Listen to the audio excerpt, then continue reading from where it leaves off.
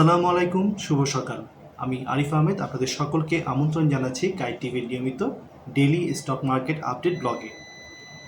আজকের ব্লগে আমরা বরাবরের মতন আজকের দিনের স্টক মার্কেট রিলেটেড যতগুলো নিউজ পোর্টাল রয়েছে সেই নিউজ পোর্টালগুলোর নিউজগুলো এক নজরে দেখে দেব। তো আমরা চলে যাচ্ছি ইন্ট্রোতে, ইন্ট্রোর পর আবার আপনাদের সাথে দেখা হচ্ছে।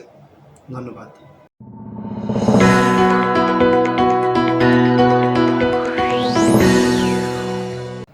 অসংখ্য ধন্যবাদ ইন্ট্রোর পর আমার সাথে সংযুক্ত থাকার জন্য।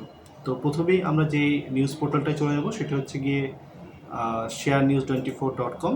তবে sharenews24.com-এ যাওয়ার আগে আজকে একটু ভিন্নভাবে শুরু করতে চাই। সেটা হচ্ছে কি আজকে আমরা একটু জেনে নিব যে আগামী গতকাল আসলে মার্কেট কীভাবে শেষ হয়েছিল সেই নিউজটি। তো ডিএসসিতে কিন্তু 17 পয়েন্ট মাইনাস ছিল দিন শেষে, অর্থাৎ 29 এপ্রিল 2025-এ দিন শেষে 17 মাইনাস দিয়ে মার্কেটটি ক্লোজ হয় এবং টার্নওভার হয়েছিল 291 কোটি টাকা। তো এটি ছিল কিন্তু গতকালকের মার্কেট আপডেট। এবং আজকে আমরা এখন চলে যাচ্ছি আমাদের নিউজ পোর্টালে sharenews24.com-এ। প্রথমে যে নিউজটি আসলে সবার দৃষ্টি আকর্ষণ করছে সেটি হচ্ছে গিয়ে শেয়ার বাজার পরিস্থিতি নিয়ে বিএসইতে উচ্চ পর্যায়ে আলোচনা। এটি একটি খবর রয়েছে sharenews24-এ। তার সাথে আরেকটি নিউজ এসছে, সেটা হচ্ছে গিয়ে বিএসইতে বড় পদক্ষেপ, 22 কর্মকর্তা বরখাস্ত। দুটি খবরই একটু বিস্তারিত জানার চেষ্টা করবো আমরা। প্রথমে যে খবরটি জানবো সেটি হচ্ছে গিয়ে যে আমরা যেটা প্রথমে জানলাম সেটা হচ্ছে গিয়ে শেয়ার বাজার পরিস্থিতি নিয়ে বিএসইতে সর্বোচ্চ পর্যায়ের আলোচনা। তো একটু দেখে নিই এই নিউজটা কী ছিল। Bangladesh securities and exchange commission বিএসইতে প্রধান কার্যালয়ে মঙ্গলবার হঠাৎ করে একটি গুরুত্বপূর্ণ বৈঠক অনুষ্ঠিত হয়। বৈঠকে অংশ নেয় প্রধান উপদেষ্টার বিশেষ সহকারী ডক্টর আনিসুজ্জামান চৌধুরী এবং অর্থ মন্ত্রণালয়ের আওতাধীন আর্থিক প্রতিষ্ঠানের বিভাগে এফআইডি সচিব নাজমা মোবারক।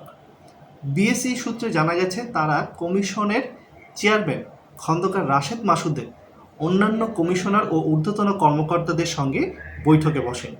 বৈঠকে দেশের শেয়ার বাজারে বর্তমান চ্যালেঞ্জ, বিনিয়োগকারীদের আস্থা পুনরুদ্ধার এবং বাজার স্বচ্ছতা এবং তারল্য বৃদ্ধির বিষয়ে বিস্তারিত আলোচনা হয়।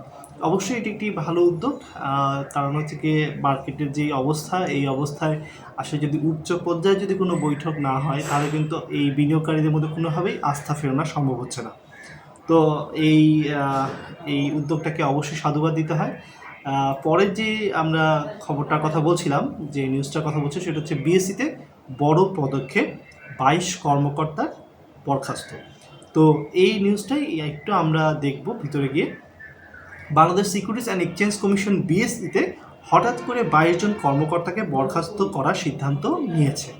মঙ্গলবার 29 এপ্রিল অনুষ্ঠিত কমিশন সভায় এই সিদ্ধান্ত গৃহীত হয় বলে একাধিক সূত্র নিশ্চিত করেছে। বরখাস্ত হওয়া ব্যক্তিদের মধ্যে 14 জন বিভিন্ন মামলায় অভিযুক্ত রয়েছেন।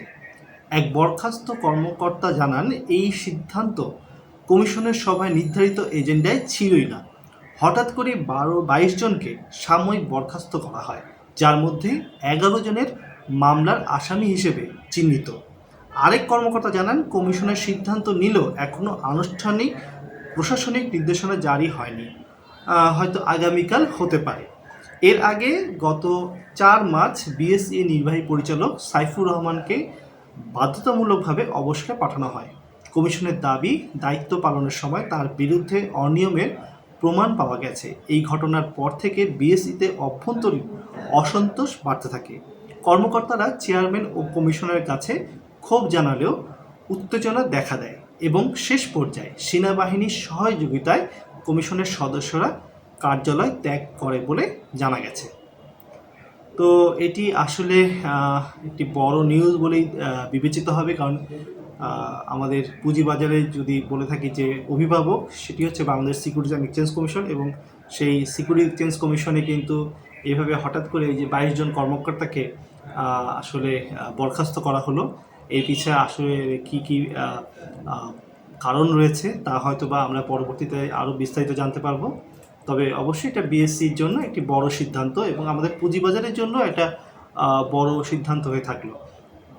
এরপরে আমরা যে নিউজ পোর্টালটা চলে যাব সেটা হচ্ছে কি sunbd24.com-এ। sunbd24.com-এ কিন্তু মূলত যে সকল নিউজগুলো করা হয়েছে সবগুলোই হচ্ছে তৃতীয় প্রান্তিক প্রকাশের নিউজগুলো, যেমন সাফকো স্পিনিংয়ের এসছে, মনোস্পুল পেপারে রয়েছে, ওয়াটার কেমিক্যালে এসছে, ন্যাশনাল টিউবের তৃতীয় প্রান্তিক প্রকাশ। তো যাদের আসলে এই স্টকগুলো রয়েছে তারা একটু দেখে নেবেন যে তাদের থার্ড কোয়ার্টারটা কেমন আসলো।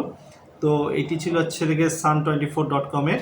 তো আমরা পরবর্তী যে ইয়েতে চলে যাবো, নিউজ পোর্টালে চলে যাবো, সেটা হচ্ছে অর্থসূচক। অর্থসূচকেও তেমন কোনো গুরুত্বপূর্ণ খবরগুলোর মধ্যে রয়েছে আসলে এই লভ্যাংশের ব্যাপারগুলো রয়েছে, তৃতীয় প্রান্তিকের ব্যাপারগুলো রয়েছে, যেমন পূবালী ব্যাংকের লভ্যাংশ ঘোষণা, সেই নিউজটাকে তারা হচ্ছে হেড করেছে। সেন্ট্রাল ফার্মার তৃতীয় প্রান্তিক প্রকাশ, বিএসসি তৃতীয় প্রান্তিক প্রকাশ। তো এই নিউজগুলোকে তারা কিন্তু হেডলাইনে এনেছে। আমরা পরের নিউজ পোর্টালে চলে যাবো, সেটি হচ্ছে গিয়ে বিজনেস আওয়ার 24.com-এ।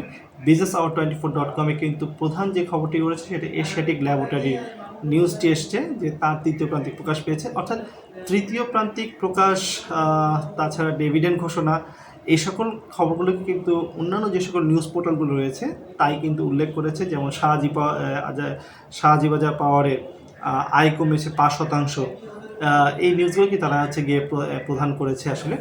তো এই ছিল আসলে আজকের দিনে স্টক মার্কেট রিলেটেড যে সকল শিরোনামগুলো, সেই শিরোনামগুলো আপনাদের সামনে তুলে ধরার চেষ্টা করলাম। তো আশা করি সামনের দিনগুলো তো ঠিক একই চেষ্টা থাকবে। তো আজকের মতন এখানেই ব্লগটি শেষ করছি।